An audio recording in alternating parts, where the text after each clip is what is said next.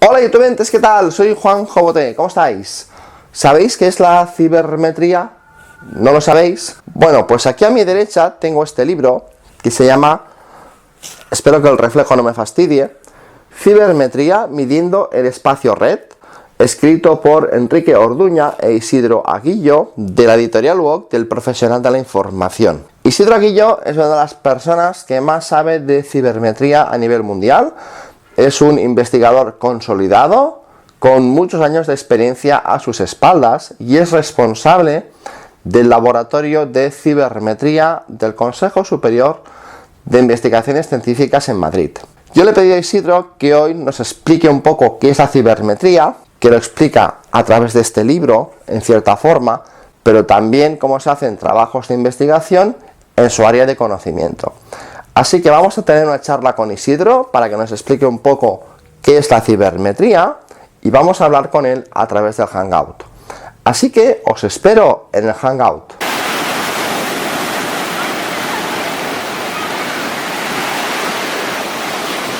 Estamos con Isidro Aguillo, que entre otras cosas es responsable del Laboratorio de Cibermetría de uno de los institutos del CSIC. Y vamos a hablar con él. Hola Isidro, ¿qué tal? ¿Cómo estás? Hola, muy buenas tardes. Bueno, primero quiero agradecerte especialmente que me hayas permitido entrevistarte, porque sé que tienes muchos horarios y es complicado cogerte. Y me gustaría presentarte.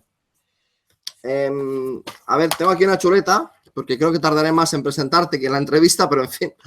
Eres responsable del Laboratorio de Instituto de Bienes y Políticas Públicas del CSIC, que el que no lo sepa es el Consejo Superior de Investigaciones Científicas. Eres zoólogo.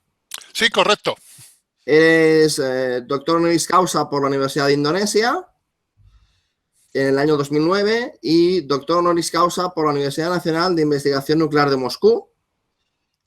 Eres editor de la revista Cybermetrics y tienes publicados más de 100 trabajos de investigación, 70 de ellos en revistas de alto impacto. Bueno, esto lo he sacado de internet, evidentemente, y de las referencias que tengo de tu libro. Entonces, bueno, a mí me gustaría varias cosas. Primero, agradecerte la presentación, el que puedas acceder a mi canal. Yo recuerdo haber hecho una cita de este libro tuyo, de cibermetría, que es este libro que tenemos aquí. Yo recuerdo haber ido a la presentación de tu libro, me lo pasé muy bien, francamente, fue muy interesante. Entonces, al respecto de tu libro y de la cibermetría en sí, tú que eres un experto en cibermetría, ¿qué beneficios tiene la cibermetría para un investigador? Bueno, digamos que el origen un poco de que nosotros empezáramos con el tema cibermétrico es que ya desde un principio nos dimos cuenta que la explosión de contenidos de Internet iba a hacer muy complicado hacer análisis que no tuvieran esa perspectiva cuantitativa. Entonces yo creo que el punto fundamental es que si consideramos que Internet ya, aunque se pueda partir, si quieres tener una perspectiva realmente global, tienes que tenerla toda en cuenta, pues la única manera de hacerlo viable es utilizando una aproximación cuantitativa. Por eso, digamos que tenemos este objetivo de desarrollar técnicas que puedan servir con distintos objetos. La Internet como medio de transmisión, la aproximación cuantitativa como herramienta de trabajo, pero luego se puede utilizar con cualquier tipo de contenidos. Lo mismo le puede servir, pues por ejemplo, en el área que nosotros trabajamos más, que es la comunicación científica, pero puede servir también para todo esto que se está desarrollando ahora, que se llama la ciencia abierta o la ciencia 2.0, donde desde luego la Internet es fundamental y ese carácter explosivo de la Internet hace que nuestra propuesta de utilizar fundamentalmente un método cuantitativo pues sea, a nuestro modo de ver, una de las más viables. No la única, pero sí una de las más viables y seguramente también una de las más objetivas. ¿Qué tendencias hay en cibermetría ahora exactamente? Bueno, en realidad el libro que acabas de presentar es solo, digamos, un tercio de lo que podríamos llamar que es la cibermetría. Hay una cibermetría muy conocida que quizá tiene más aplicaciones fuera del ámbito científico que en el científico, pero que también debería utilizarse en el científico, que es lo que se llama la cibermetría aplicada, que otra gente conoce como el posicionamiento o en inglés el SEO. el posicionamiento en motores de búsqueda. Hoy por hoy hay que pensar que el posicionamiento en motores de búsqueda es fundamental para que los investigadores, porque ellos tienen que no solo publicar en revistas que tienen una circulación a veces limitada, unos pocos cientos, unos pocos miles de lectores, sino tienen que depositar en repositorios institucionales, tienen que depositar en grandes portales de revistas, etcétera, y eso hay que promocionarlo. Pues la cibermetría aplicada, lo que en otras disciplinas se llama posicionamiento, pues puede ayudar mucho en eso. Luego está el objeto central de nuestro libro, que es el análisis de la propia presencia de las instituciones académicas, los investigadores, las fuentes de comunicación que tienen esos investigadores en la red, que lo hacemos desde un punto de vista cuantitativo, y para eso el libro pues da una serie de técnicas y una serie de estructuras y limitaciones, no solo ventajas, también limitaciones. Sí, claro. Claro, o sea que en cierta forma los investigadores algo de SEO deberían saber.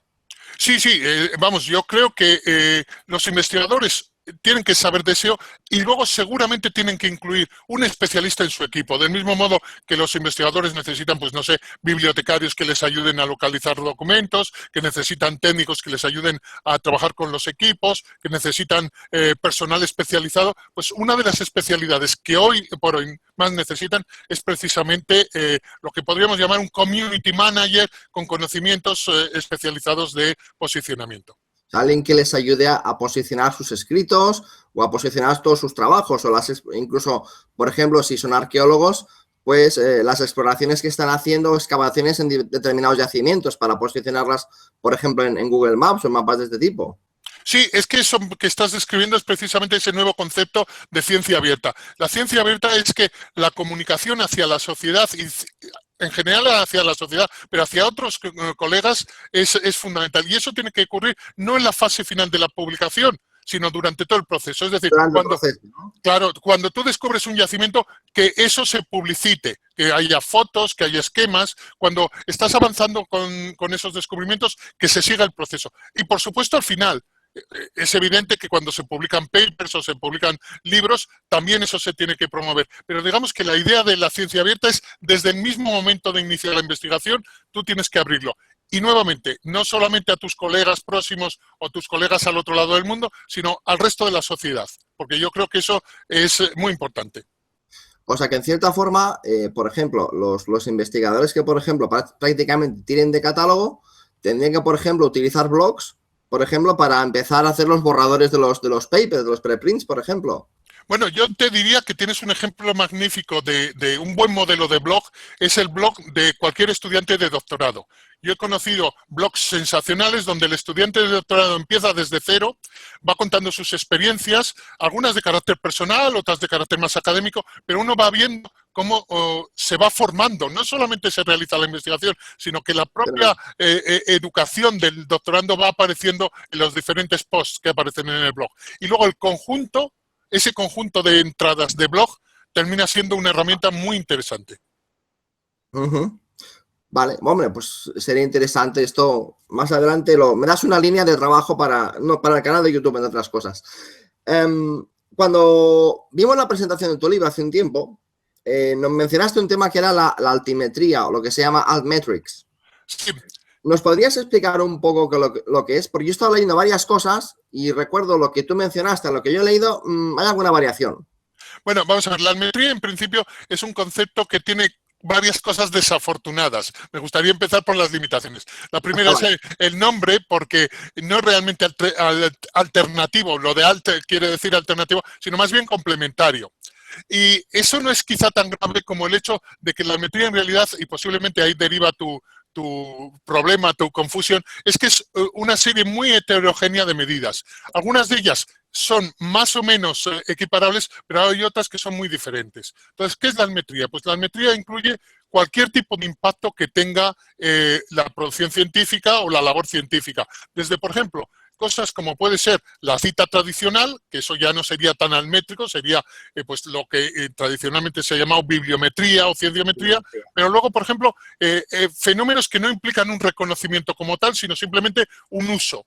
Por ejemplo, visitas a las páginas web, eso sería una parte. Otra parte podría ser que la visita tenga un cierto impacto en ti y tú seas capaz de expresarlo, por ejemplo, en una red social. Lo que se llama menciones. Es decir, la mención es, bueno, yo lo he leído y lo he apreciado. Por ejemplo, un caso típico es Mendeley. Mendeley, uno lee algo que le interesa y lo guarda como en un bookmark, como si fuera una bibliografía recomendada. Exacto. Y luego está la mención valorada, que es pues el caso típico, son los likes de Facebook o de otros sitios similares, donde ya no solo reconoces que lo has leído, sino que le das un valor adicional. Dice, no solo lo he leído, sino que me gusta. Entonces hay una serie de indicadores que son muy diferentes. Luego hay que pensar que hay un problema muy serio, porque en realidad la Altmetría está muy apoyada en todo lo que es la web 2.0, todo lo que son las redes sociales, y estamos hablando de que hoy por hoy incluso redes sociales que no son específicamente académicas pueden ser utilizadas por investigadores. Estamos hablando de cientos o incluso 1000 o 1000 y pico redes sociales, cada una de las cuales eventualmente podría generar indicadores altmétricos. Con lo cual empieza a ser un poquito complicado, sobre todo intentar utilizar una única etiqueta, altmetría o altimetría, para todos y cada uno de esos indicadores. O sea que es un campo realmente complejo, tal y como está, porque si hay 1000 y pico redes sociales y cada una tendrá, supongo, sus medidores. Bueno, es diverso, complicado, pero muy interesante. Para nosotros supone un reto. Ahora mismo es evidente que también el propio mercado va a dar sus leyes y que dentro de, no sé, pocos años, ese grandísimo número de redes que existen se va a reducir, con lo cual nuestro trabajo también se va a facilitar, pero en todo caso forma parte de nuestro esfuerzo, de nuestra necesidad de estudiar estas cosas, analizarlas, y al mismo tiempo que el mercado va dictando su ley, pues nosotros iremos viendo qué productos y dentro de esos productos qué indicadores son los más apropiados. Bueno, la pregunta que te quiero hacer ahora, pensando que mi canal está dedicado a temas de trabajos de investigación, hay una cosa que me planteo. Cuando alguien quiere arrancar un proyecto de investigación en tu campo, en el tema de la cibermetría o con altimetría, ¿qué tiene que tener en cuenta? ¿Tiene que tener en cuenta algún tipo de parámetros, algún tipo de situaciones? Bueno, yo creo que en principio cualquier persona que conozca lo que es el proceso de investigación va enseguida a darse cuenta en qué momento concreto de estudio puede aplicar a las herramientas. Entonces, hay situaciones donde se puede fijar sobre todo en, por ejemplo, qué mecanismos de comunicación existen, o se puede fijar uno en los resultados. Tradicionalmente, yo creo que también con la altimetría está siendo más fácil, nos hemos fijado en los resultados, es decir, pues por ejemplo la producción científica, el número de artículos, el número de libros, el número de patentes, por ejemplo, para estudiar la innovación. Yo creo que ahí es donde hoy por hoy la disciplina está más madura. Entonces, ¿cuál es el objetivo? Pues encontrar gaps, encontrar lagunas de conocimiento, pues áreas que no hayan sido estudiadas, pueden ser áreas disciplinares, o pueden ser, por ejemplo, áreas geográficas. Hay un caso evidente ahora mismo, que es el boom de la investigación científica en China. Pues es evidente que ese puede ser un área realmente muy interesante si tienes posibilidades de controlar pues el idioma, que también sería un problema. Es complicado. Es complicado. Pero fíjate, en el otro extremo, también una región que está creciendo muy rápidamente es Latinoamérica. Y ahí el problema del idioma ya no existe. Entonces, no, bueno. Yo, por ejemplo, casi toda mi audiencia es de Latinoamérica y muchas de las consultas que me llegan es gente, por ejemplo, de ahí que está arrancando con investigaciones y cosas de estas. Es muy interesante el caso latinoamericano, porque Latinoamérica ha sido, yo creo que desde hace bastante tiempo, una potencia en ciertos tipos de estudios. En realidad, lo que podríamos llamar los estudios latinoamericanos, y los de estudios latinoamericanos, que son más bien ciencias sociales, cultura, incluso también humanidades, en realidad hasta la fecha habían sido muy maltratados en las fuentes de información. Es decir, en la fuente bibliográfica tradicional eran secundarios. Sin embargo, en las redes sociales eso cambia completamente. Y hoy porque por hoy tienen mucha audiencia ellos, precisamente. Tienen mucha audiencia, efectivamente. Y esa es un área que ha sido poco estudiada y que tiene un peso para la región enorme, y además cuantitativamente hay muchísima información. Uno no tiene más que ver todas las organizaciones que están trabajando en temas de estudios sociales, bueno, todo este tema que digamos el americanismo hay muchísima bibliografía, muchísima producción científica formal, pero también muchísimo blog, muchísima presencia en Twitter, muchísima presencia en redes sociales. Es decir, ahí la altimetría tiene mucho futuro. Hay mucho futuro, ¿no? Sí. Bueno, para acabar un poco la entrevista, me gustaría hacerte una pregunta. ¿Qué consejo le darías a un investigador, tú que llevas un recorrido y sobre todo en temas de cibermetría, qué consejo le darías a un investigador que recién empiece su carrera? Alguien que dices, bueno, y hablamos de gente de 28, 29 años que estará empezando su doctorado y dices, bueno, yo quiero desarrollarme profesionalmente. ¿Qué consejo le darías?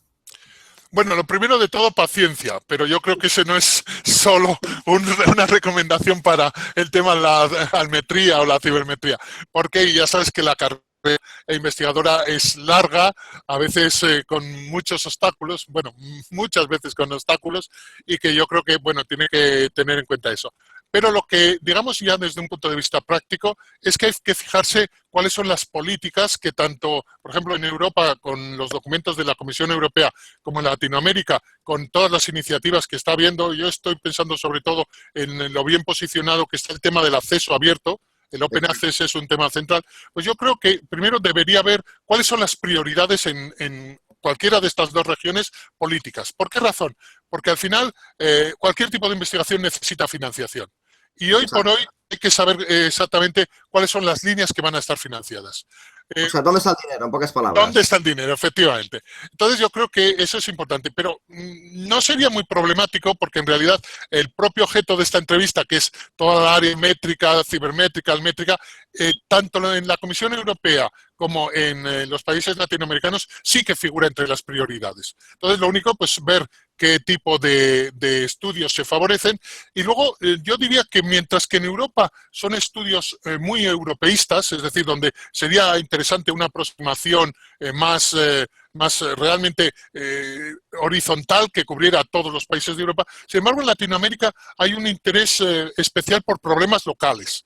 Y voy a explicar. Me refiero a cuestiones de no solo de un país, sino posiblemente de regiones concretas con problemas específicos. Pues, por ejemplo, hace poco he estado en Ecuador y era muy interesante todo el tema de los estudios relacionados con la brecha digital con las comunidades indígenas. Entonces, claro, cuando uno dice, bueno, la brecha digital con las comunidades indígenas, ¿qué tipo de aproximación hay? Pues evidentemente hay muchas aproximaciones, hay una aproximación cualitativa, pero la aproximación cuantitativa también tiene su oportunidad. Entonces yo siempre comento que quizá la perspectiva es ligeramente diferente. En Latinoamérica una orientación local tiene más posibilidades de éxito, quizá en Europa pues una aproximación más europeísta sea más favorecida. Con lo cual habría que abrirse un poco más, ¿no? Hacia lo que es Latinoamérica, seguramente. Bueno, nosotros intentamos, al menos desde mi grupo, cubrir ambos extremos. Nosotros trabajamos mucho en el sentido de reunir información y técnicas relacionadas con este concepto de acceso, de ciencia abierta, mientras que en Latinoamérica trabajamos más el concepto de acceso abierto. Es decir, estamos intentando avanzar por etapas y la etapa europea quizá sea más integradora, pero la etapa latinoamericana sea más de apertura. Entonces, intentar compaginar ambas cosas. Pues muy bien, muchísimas gracias, Isidro. Es un poco lo que, bueno, la entrevista con la que yo quería plantearte y te agradezco de verdad el tiempo que me has dedicado. Ha sido un placer. Bueno, acabamos de hablar con Isidro Aguillo, autor del libro Cibermetría, midiendo el espacio red. Y, bueno, me gustaría que dejaseis vuestros comentarios en el vídeo al respecto, si conocéis este campo, si conocéis los escritos de Isidro Aguillo, que hay muchísimos en la red, y en abierto y en catálogo. Y nos vemos en el vídeo del siguiente miércoles. ¡Hasta pronto! ¡Hasta luego!